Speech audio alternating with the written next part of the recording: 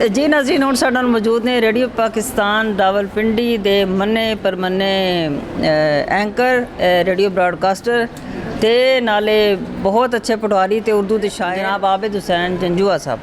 आओ इन्हां नाल गल करने आं ते इन्हां नूं पुछने आं कि भई पंजाबी ज़बान नूं की तुसीं समझदे हो कि इहनूं प्राइमरी लैवल ते सिलेबस दे विच शामिल होना चाहिदा? बिल्कुल, ये जितनियां ज़बानां थईयां ना असाने पाकिस्तान जितनियां ज़बानां बोलियां जा रही हैं, उर्दू असानी कौमी ज़बान ही है।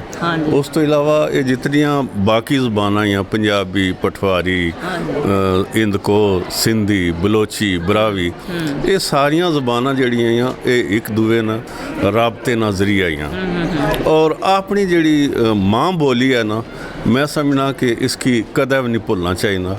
मतलब ये बोलो भी, लिखो भी, पढ़ो भी। वाह जी वाह, बहुत खूबसूरत पैगाम। बोलो भी, लिखो भी ते पढ़ो भी। बिल्कुल, क्योंकि ये ज़बानां जिंदा तां ही रह सन। खास तौर पर जी माँ बोली कोई भी ज़बान है वो जिंदा तां ही रह सी अगर उसने बोलने वाले हो सन, उसने लिखने वाले हो सन, उसने पढ़ने वाले हो सन। ये बड़ा ज़रूरी है। और सिलेबस ये जड़ियाँ इलाकाई ज़बानां जितनियां थियां ये सारियां शामिल होनी चाहिए। आसानी है इस जी। बिल्कुल, बहुत शुक्रिया जी। साडे नाल आबिद हुसैन जंजुआ मौजूद सन।